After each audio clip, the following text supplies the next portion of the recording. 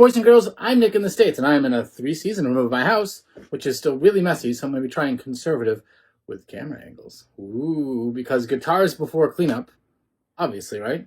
So today I got a package in from the guys at Bad Cat Instruments, who, when they sent me the acrylic guitar, we were talking, and they have a whole line of guitar kits out. I said, well, it's been a while since I've given up on a Les Paul kit that I was putting together. Now, I've built a couple before. I built my Bulldog Bodies Les Paul kit, which came out pretty well, but it was early in my guitar journey. So it's not the best player. It looks good from 5 to 10 feet away. And I'll show that. When this is done, we'll do a comparison of what I could do, I don't know how many years ago that was, probably 10, 12 years ago, versus what I can do today. Now, this one is your classic, normal, standard looking box. Right there. There's the box. It's a good looking box. That's enough out of you guys in the peanut gallery. Allow me, though, to make this box open like that. Ta-da! This is exactly how it's come to me. There's a guitar. If you remember the Vanna White pictorial years ago, first of all, if you remember Vanna White, you're getting old, like I am. But she had posed for some photos, and it was very much in sheaths just like this. First things first, shipped packed well. If you look, the neck is all wrapped nice in that, in a separate section than the body, and a separate section from all of the copious hardwares that it has come with. So let us first look at the guitar body. And here we go. Look at that. So we can see the nice flame finish to it. We can see the mahogany back. We can see a maple veneer. We can see the binding. Zoom back up. All pre-drilled and set up for all of the magic that we're going to do here. Cool thing is, if you look, the way it's routed to receive the neck and glue the neck in actually comes all the way into the body, and they call it a long neck tenon. And Gibson doesn't do it that way anymore. And if actually you look at, cork sniffer, Japanese guitars, custom shop guitars, things of the like, they'll often advertise the fact that it has a long neck tenon because it's a desired way in manufacture technique. They think that more vibration gets to the body. And this little $200 guitar kit has that same favorite design. Now, what it doesn't have is a, flame maple top. And if you look here, you can kind of see that the top material wood, while different from the mahogany, doesn't quite look like maple, and I'm not sure what it is. I'll reach out to Shengzi Jia from Bad Cat Guitars and see what he says about that. But overall, the center seam seems pretty tight up the middle. The flame actually looks like it's going to come out very nicely.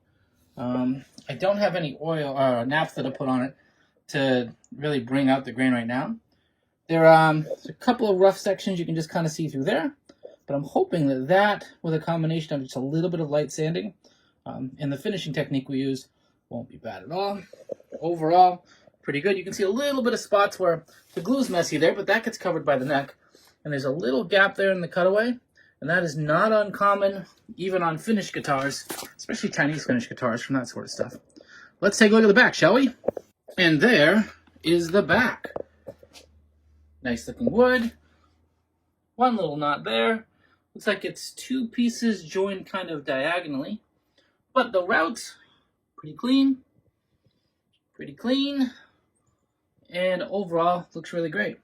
I'm pretty impressed with the shape, too. I think the shape is rather accurate for a Les Paul, or at least accurate enough that you're not like, oh my god, it's way off, or it's gross, or I'm missing something here that I don't like. Let's move on to the neck. First impressions of the neck is actually quite nice. I like the pattern of the rosewood. Things you want to look for in the neck, I found, aside from the fact that straight, nice frets, playability, is the grain that's on the rosewood. And this actually has very nice rosewood grain. The routing job for the inlays is good. You can see black lines around them. It's not the best job, but once again, this is a $200 model. I still think it's going to look good. The headstock has that familiar shape, done pretty accurately. Overall, from a quick look at it, it looks pretty accurate to the shape that we'd want. The other thing is, compared to the pictures on their site, this is a more Gibson-style truss rod hole And there might be just enough material there if you wanted to put a Gibson truss rod cover there. If you were so inclined, you might be able to do so and still screw into something. Or at least you're not going to see holes on each end of the screw. Let's flip her over. Now this is where things got a little surprising. We'll come down first. Ooh. Very nice, very nice. Now, unlike a Gibson, where Gibson actually has ears, which is a thin piece of wood on each side that kind of glues in to make up the headstocks. The headstock itself is 3 pieces of wood. It's one piece. But if you look on inexpensive guitars, there's often a scarf joint going somewhere around here so they can use less wood. And this doesn't have it. What it does have is a 2-piece heel where there's a little bit of extra wood that's glued on here to kind of make the heel be thicker, and it goes all the way across here. Not the biggest deal, you don't notice it. I'd prefer a 2-piece heel to the scarf joint. Neither of which affects tone, really, that anybody will say that way. But it's just one of those aesthetic things that may jump out at you. But overall, pretty impressive quality. The size is very much, it's pretty slim actually. The fretboard top edge is rolled nicely though already. Like it feels nice in the hand. It's not a huge neck though. It is a very slim neck. You can kind of see if you look at the binding here. Binding's nice. You can see how the top edge has been rolled. It's a little dirty in places, and I'm going to clean that up as we do the project.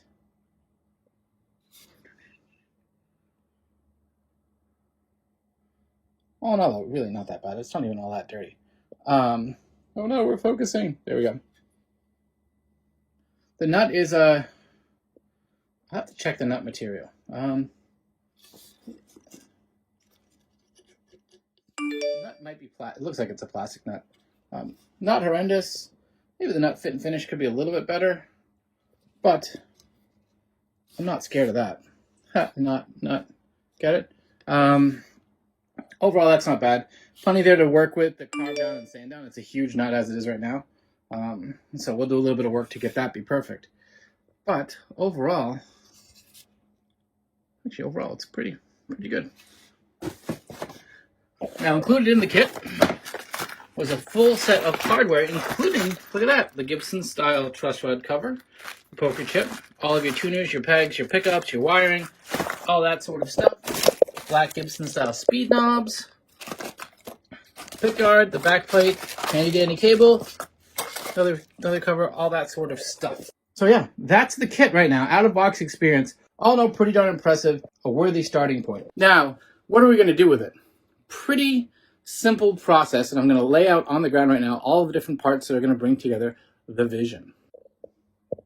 Now here's everything that I've bought to put this together. And sitting on the floor there's about $200 worth of items, but that's with some caveats. Let's start with finishing. We're going to do the top in a nitrocellulose lacquer spray from Colortone, the guys at StuMac. It's a vintage amber, so it's going to look like a slash AFD. I also have some Colortone grain filler. When you're doing mahogany, you want to fill the grain so that way you'll get a smooth finish in the easiest way possible, and we'll talk more about that in the finishing video. I have a couple packs of different density sandpaper. That way we can kind of clean everything up and make it all pretty. When it comes to finishing, preparation is key to the final finish. You can't rush into it or else you'll get something that, it'll work, it'll be fine, everything will be great, but you'll end up going back and fixing a lot of things if you don't.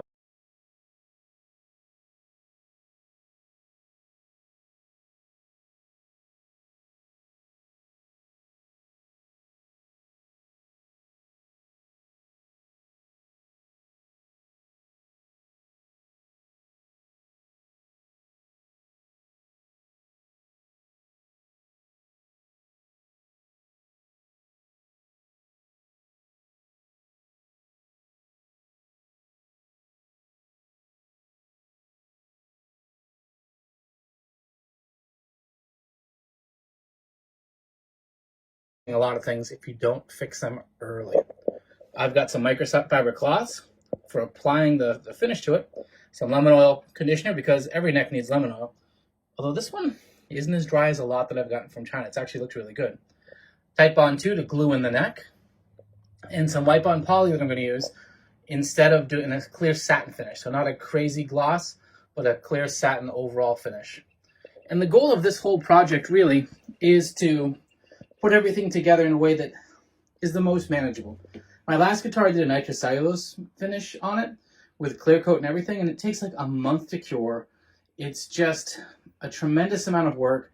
And then if, say, you sand through the finish, you're now another month out. It's just frustrating. So this is kind of a good, rational way to put together a guitar. And this will be like a slash one. And what I've done is, the only two things I'm going to swap from what's in the box is just because I have them. I have a set of Grovers that I took off of something, so I'm going to use those instead of the ones that came with it.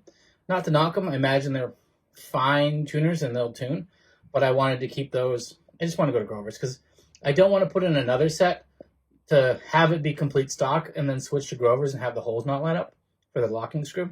So I don't want extra holes on it. And then the other thing is, I've had these Iron Gear Tesla Sharks, which are a Alnico 2 slash style pickup, for a good number of years. And I figured this will be the project where they actually get in something and sound quite nice. So yeah, that is everything we're going to do on this. Next step is to go and glue in the neck, start that, and then start doing some of the sanding and finishing and grain filling stuff.